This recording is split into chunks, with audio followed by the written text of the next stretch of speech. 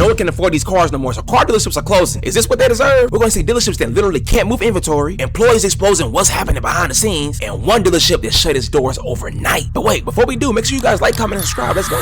I was really on the fence about doing this video, but after I pulled up, I realized there's a security car here and they have the place kind of taped off. So it makes it even more exciting to do. You should plan on seeing a lot more car lots just like this one. Empty as fuck. Wanna know why? Because when you treat people like garbage, like a number, like cattle, when you overcharge them for everything you do and you never cut them a break and you always find a way to maximize your profits without ever giving the quality service that your customer deserves, you eventually piss everybody off and you go away. Today I got to stop by where I quit a year ago when I saw this ship was sinking. And I got to stop by and I almost screeched on my fucking brakes because I saw that there wasn't a car in the parking lot. Well, I'm gonna be honest, that was bittersweet for me. That was where I started my decision to become an auto broker. I was working at that dealership as a sales manager. I was told I was gonna be given a awesome team in my hometown. They headhunted me from my previous dealership. They have the same mother company, and I thought, what a great opportunity. I was so psyched. I had never been more excited about any career or position in my life. Now, prior to this, I was making excellent money. When I came home, that's when things changed. Guys, I want you to know that a dealership isn't just a piece of shit to its customers. It's all about money, right? So they'll screw over their employees just as quick, and they won't pay you when they owe you. They'll hold money back. They'll lie about the way that they do their pay. And, you know, furthermore, they'll overpromise and underdeliver, which is exactly what happened in this case. I was told that my regular gross pay of about $30,000 a month, which equated to about 15 take home for me, wouldn't be changed really. It would probably stay pretty darn close. That didn't happen at all. And what I saw even worse than that, of course, the lies to me and all the broken promises, was that the engine here was broken. The way they treated people, the way that they sold cars, it was all based on just making the most money. It didn't have anything to do with anything else. It was just, how can we maximize on every single deal and sell them the most aftermarket products, have the highest price possible, give the salesman the least amount of money out of the deal, who does the most work, by the way. And even so far as to, when I was there anyway, there was two sales managers. There's me and another person, and they kind of pit us against each other in the same office with all the same employees, and it makes you try and do better than them by ripping people off even harder without saying that. It kind of generates that atmosphere. So heed my warning, guys. That's not the only place either. Just about every other dealership I talk to every day is a total 100% waste of my fucking time.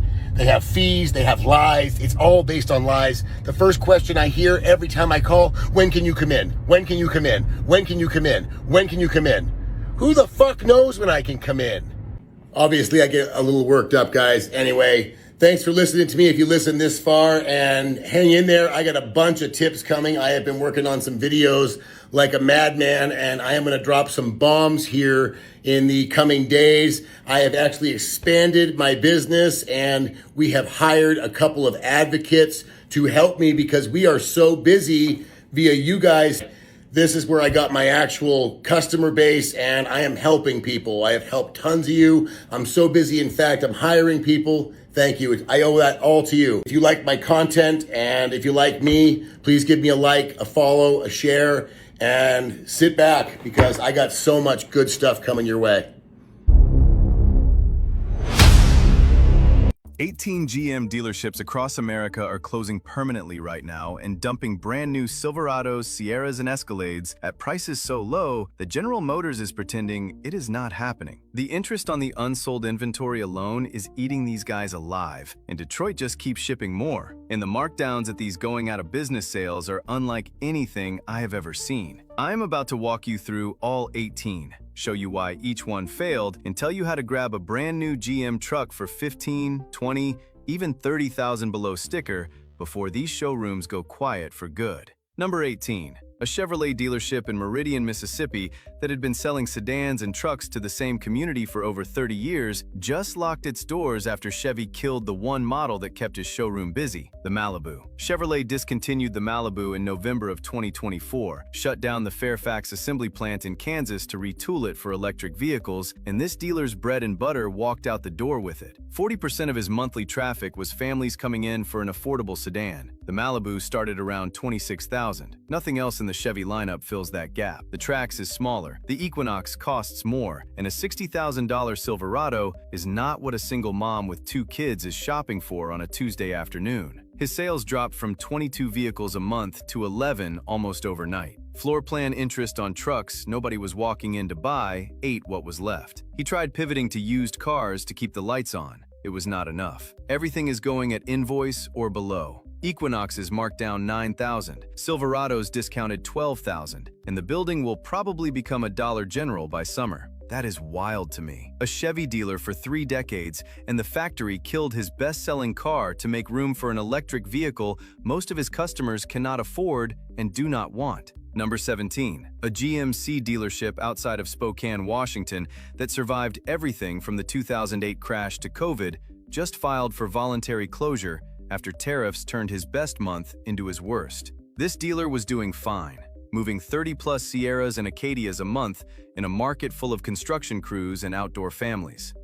Then the 25% auto tariffs hit in April of 2025. GM imports roughly 100,000 vehicles a year from South Korea alone. The Terrain and Acadia share parts sourced from Mexico and Canada. This dealer watched his landed cost on new inventory climb $3,000 to $5,000 per vehicle almost overnight. GM told him to absorb it. His customers told him they were not paying $68,000 for a Sierra that cost $62,000 6 months ago. He was stuck in the middle, with 87 vehicles on the lot averaging 93 days supply. The industry target is around 60. Every one of those trucks was racking up floor plan interest while buyers sat on the sidelines waiting for prices to come back down. They are not coming back down. He is liquidating Sierras at $11,000 below sticker and Terrains at $8,000 off. And honestly, I feel for the guy. He did everything right for 20 years and then got squeezed by a trade policy that had nothing to do with selling trucks to people in Washington state. Number 16. A Buick dealership in Topeka, Kansas that just finished a $200,000 showroom renovation Buick corporate required is closing because the products he renovated for can no longer be imported at a price his customers will pay. Nah, that ain't even nothing. If you think all this stuff y'all just seen is bad, look at this dealership. They got used cars for low prices. They can't even sell. This collecting dust. So I'm a used car dealer, and right now, even $2,500 cars are not selling on my lot. And for you, that means prices are going to come down. And on a lot of these cars that you see behind me, we've marked them down $500, $1,000, and we still can't get them to move. Some of them, we've even got to the point where we're breaking even, and they still won't sell. It's been so slow for us lately that I haven't bought a single car in 2 weeks. Yeah, check this out. So all these cars up here are for sale, and down here where we park our cars for recon, ghost town, right? All our cars are ready up there because we've actually had time to get them ready. We haven't been turning and burning, and it's a good thing right now, but I mean, I would rather see way more cars down here than I would up here because this right here means I'm not selling anything. But even with all of this going on, I don't want you to buy a car from me right now. In fact, I don't want you to buy a car from any car dealer right now because I believe it's going to get much, much worse for us. And later on in this video, I'll actually show you what I paid for a lot of these cars that I have sitting out here. So it's been crazy how quickly that this car market has changed, especially for me as a small used car dealer, sell cars that are $5,000 and under. We would turn and burn, turn and burn, turn and burn. Just 3-4 months ago, you can see this clip right here. I had almost no cars on my lot left to sell, and that was right after tax time. And now look, we have a lot full of cars. During this time of year, I never have this many vehicles. We have been extremely slow, and we've marked down stuff to $2,500, and even that stuff is not moving right now, and it's been crazy to see that the market can change just like that, just in 4 months. And I feel like things are going to get a lot worse for me here at my car dealership. We have a lot more slow times ahead of us. Even $2,500 cars are not selling here at my car dealership. So what have we been doing? We've actually been slashing a lot of our prices. Every single week, we're marking down just about everything by about $500. And a lot of these cars that are out here, we're actually getting to the point where we're around break even on a lot of these cars because they're just not moving. It's been very difficult for us to navigate. And here's the thing, if we have them sit another month or so, then a lot of these cars, we're going to get to the point where we're actually losing money on it. Why would you do that, Brandon? Well, because at auction right now, prices have gone down so much that, okay, cars that we can buy now or even a month from now are going to be a lot cheaper than a lot of these cars that we actually bought a month ago, 2 months ago. And we want to make sure that we're staying ahead of the market. And it's going to be a big pain point for us to try to move with the market when the market's constantly going down, because every one of the cars that I could go buy right now, bring to my lot, is going to compete with every one of the cars that are sitting out here. Give you an example. I mean, this Kia right here, we've got $4,000 on this car. We probably paid somewhere around $3,000 for it. We try to make about $1,000 a car. But if I go into the auction next week in the same car, I can go buy for $2,200, $2,300 or whatever and bring it to my lot. Well, now I can price that car for $3,500. Even if it was the same exact car, that car is going to be now competing with this car. So I have to lower the price on this car because who in their right mind would come buy the same car for more money on my lot? And now recently we've done something that I haven't done in a very long time. We haven't bought a single car in 2 weeks. I can't even remember the last time that we took 2 whole weeks off of buying cars. And it's because we are completely filled with cars. We are about to the point where we're... Holy smokes, you're not going to believe this, but... So they're saying that everything in this country is unaffordable. And they're saying that more Americans are driving older vehicles for a long period of time, and that's actually hurting America. So guess what they're doing? Everyone that has an old vehicle and you think you're going to be able to hold on to that car for a very long time because things are too expensive, the parts dealership, the main part supplier for older vehicles, they're going bankrupt. Then there's been mysterious fires at these junkyards. 3 mysterious fires at junkyards, burning down the junkyards. And then you guys have new technology that they want on every vehicle that will look at your eyes, look at the way you're walking. And if it doesn't like what it sees, it won't start. So if they can get everyone out of these old vehicles, get you guys into the new vehicles with the technology where they can shut the car down if they want to, it makes America safer, but it also saves the auto industry because nobody's buying vehicles and they still have new cars from 2023 that they weren't able to sell.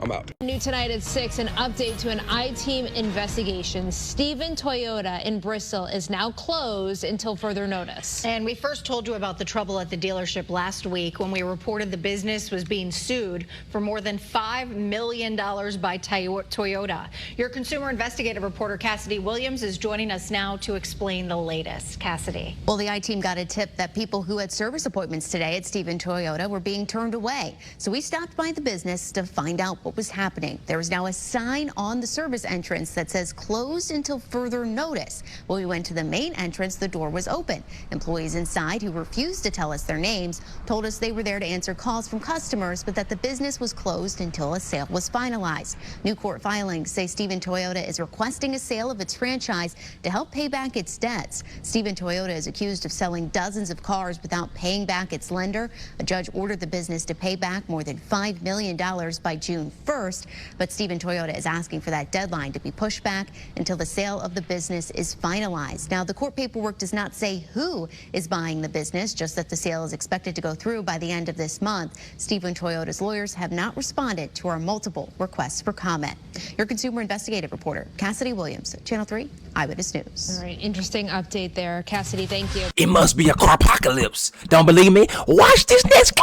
Every car dealership in the United States just got shut down, and things are about to get really bad for the entire automotive industry. Customers can't get financing, dealerships can't sell any vehicles, and service centers can't get parts for anything. Even the mechanics are posting videos of their shop totally empty for the first time ever. So what exactly is going on right now that has car dealerships completely shut down? Just about every single car dealership in the United States uses a computerized system called CDK. This allows them to get all the financing paperwork, order parts, open and close service tickets, and also log technician hours. And that system that dealerships rely on for just about everything to function just got hacked and completely shut down. This not only includes new car franchise dealers, but also mom and pop used car dealerships and even the entire RV industry. CDK, which is one of the largest providers of DMS services, which is basically all of our systems, accounting, payroll, sales, you name it, was attacked yesterday.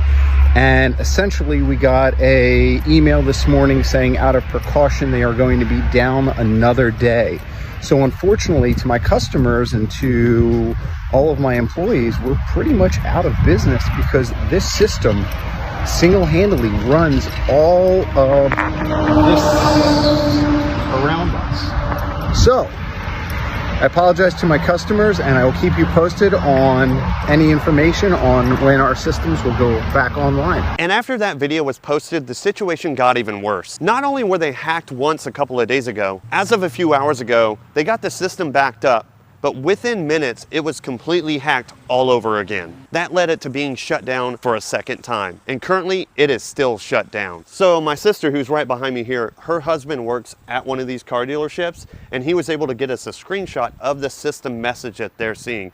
And honestly, he can't do any work right now whatsoever. Reports indicate that dealership management system provider CDK experienced a second cyber incident overnight and has once again shut down most of its functionality to contain and assess the impact and restore service. OEC's system remains secure and we're not impacted by either incident. We will continue to closely monitor the situation and will provide updates as soon as they are available. When this system goes down, it is a huge mess for the entire automotive industry, and here's why. For all the consumers, customers, and clients of the auto repair industry, if you guys have not read up on the CDK global cyber attack, now is the time, because this is absolutely insane. When a single shop falls just one day behind in this industry, that tends to affect 5 to 10 customers that are waiting.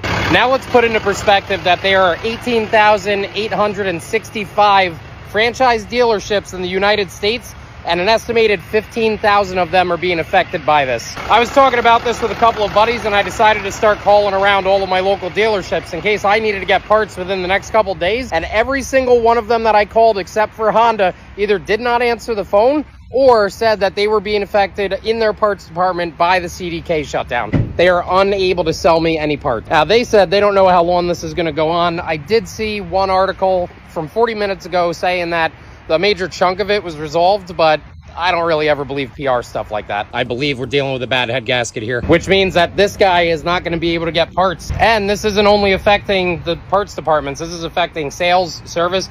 I always say that the automotive repair industry is a borderline utility, and this is kind of an example of when a borderline utility shuts down. Stuff's going to get crazy over the next couple days. When just a little hack can shut down an entire industry for several days, this would be devastating for the entire country. So this highlights a bigger problem in the automotive industry and really in our entire lives as a whole. The over-reliance of technology for anything and everything we do. What happens when our cars become remotely controlled and suddenly stop in their tracks because of some massive hack? And there's actually legislation out that people are trying to approve by 2026 that allows our cars to be remotely shut down. So what do you think? Is the tech in, all of our lives just becoming too much and too over-reliant when just like some hack could shut down literally everything? Are cars becoming too reliable on technology? And is the government just overreach becoming insane with that, new law where we can just be driving and the government at any point accesses your vehicle and just can shut it down? It doesn't matter the reason why they would want to do that in our cars. All that matters is the access they have to your life through technology. And I think while technology makes things better for our safety and security and privacy and just our businesses in general, it's making things worse. So I want to know what you think about this whole automotive hack in the comments. I want to know what you think about that story of the government trying to be able to shut down our cars remotely. Just put what you think in the comments. Make sure you subscribe to the channel by hitting subscribe below. If you like this video and you made it to the end, please hit that like button as well. It helps get this information about this hack to more people. And I'll see you in the next video. So make sure you hit that like button, subscribe. See you soon. And don't forget to get your horse and buggy. And don't forget, get a horse and buggy because that can't be shut down. Maybe we all need to be Amish at this point. And that ain't it. This next clip has a car dealer himself entail the struggle. Here at these car auctions, we're seeing auto loan delinquencies and repossessions spike. Hey, what's up guys, John here. Tens of millions of Americans are opting out of car ownership, giving the keys back to lender. They can no longer afford these payments. Americans now falling behind on their car payments. The average monthly payment for a new vehicle right now is $750. Oh no, $47,000 for this little unit. Where are they gonna put them? Where? There's nowhere. No empty spaces. It is full to the brim. And look, $85,000. That's getting out of hand. And the consumer right now, with everything costing so much, they are not able to keep up with their payments. So what happens? Now, obviously, these prices are insane, and even though the dealership decided to give a discount, it is still on the high-end scale, which is exactly why no one is going to pay $600 to $1,000 a month when everything else is increasing. But then again, you guys let me know what you think and if you agree. Is $96,000. So check this out. This is a full row of $80,000 and $90,000 F-150s. That is getting out of hand. There are so many auto loan delinquencies in the system right now that there are not enough tow truck drivers to service all of these lending institutions to get their cars back. And repossessed cars are the worst of the worst. They're dirty, they're nasty, they have parts falling off of them because the consumer knows if they're going to lose their car, why take care of it? So yeah, if y'all see any car dealerships around y'all city, let me know, man. If y'all don't mind, what city y'all in, what and how often are you guys seeing them? Let me know.